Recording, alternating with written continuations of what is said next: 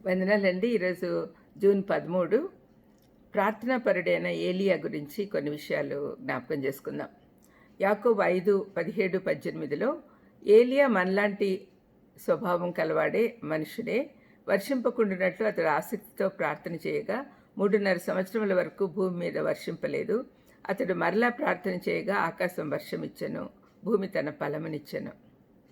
ప్రార్థన ద్వారా దేవునితో సహవాసం చేయటం అనేది విశ్వాసకి చాలా శక్తిగల వనరు. ఫలితాలు మనం అసాధ్యం అనుకున్నవి సాధ్యమవుతాయి. కొందరు అన్ని ప్రయత్నాలు విఫలమైనప్పుడు ప్రార్థన చివరి ప్రయత్నం అనుకుంటారు. ఇది సరైంది కాదు. ప్రార్థనే మొదటిగా ఉండాలి. మన శక్తి కంటే దేవుని శక్తి అపారమైనది కాబట్టి దానిపై ఆధారపడుటే సరైనది. అంతేగాక ప్రార్థన చేయమని దేవుడే ప్రోత్సహిస్తూ ఉన్నాడు. పరిస్థితులను బట్టి పరిస్థితికి తగిన వ్యక్తులను దేవుడు ఎన్నుకుంటాడు. ఇక్కడ ఆయన ఏలియాను ఎన్నుకున్నాడు. అంతవరకు అతను ఎవరికీ తెలియదు, ఎవరూ విని ఉండలేదు. చాలాసార్లు దేవుడు తాను ఎన్నుకున్న వారిని రహస్యంగా శిక్షణ ఇచ్చి ఎక్కడ అవసరమైతే అక్కడ వాడుకుంటాడు. ఆ కాలంలో ఉన్న ఓబద్యాను కాకుండా దేవుడు ఏలియాను ఎన్నుకున్నాడు. దానికి కారణము దేవుని మహిమపరచుటలో ఏలియాకున్న అత్యంత ఆసక్తి.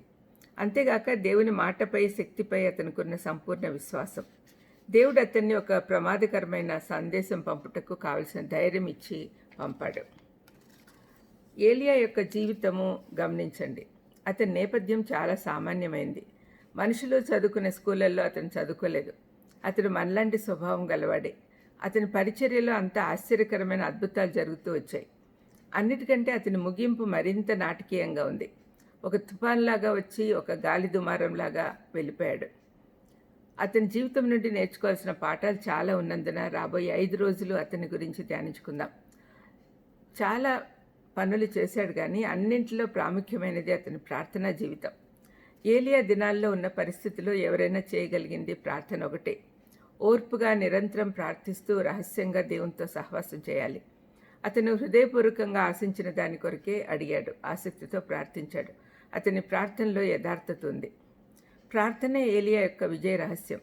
జీవం గల దేవుని ఎదుట అంతకుముందు మోకరించాడు కాబట్టి దుష్టరాజైన ఆహాబు ఎదుట ధైర్యంగా నిలబడగలిగాడు. అతడు ప్రార్థించినప్పుడు వర్షం ఆగిపోయింది. విగ్రహారాధికులకు నిజదేవుని శక్తి చూపించుటకే ఏలియా ఈ విధంగా చేశాడు. తాను నమ్మిన తన దేవుడు సర్వాధికారి, సృష్టిపై అధికారం కలవాడు అని రుజువు చేయాలనుకున్నాడు. విధురాలి కుమారుడు చనిపోయినప్పుడు తిరిగి ప్రాణం పోయమని దేవుణ్ణి అడిగినప్పుడు ఆ విధంగా దేవుడు చేశాడు. ఆకాశం నుండి అగ్ని కురిపించమని అడగగానే దేవుడు అగ్నిని పంపాడు. అన్ని సమస్యలు ప్రార్థన ద్వారా పరిష్కారం అవుతాయని మనం తెలుసుకోవాలి. అతడు చేసిన పనులు అత్యుత్సాహంతో చేశాడు. మండుచూ ఉండాలని దేవుడు కోరుకుంటాడు. నులివెచ్చనితనము ఆయనకి ఇష్టం లేదు. ప్రార్థన చేసుకుందాం. దయామేడ యేసునైనా, ఏలియా యొక్క ప్రార్థనా జీవితం ద్వారా మేము ప్రభావితులమయ్యేటట్టు చేయండి తండ్రి. పరిస్థితులు ఎంత భయంకరంగా ఉన్నా కూడా ప్రార్థనే మాకు ఆయుధం.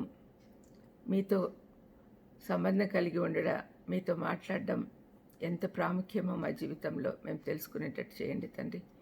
ప్రార్థన విశ్వాసంతో చేయాలి.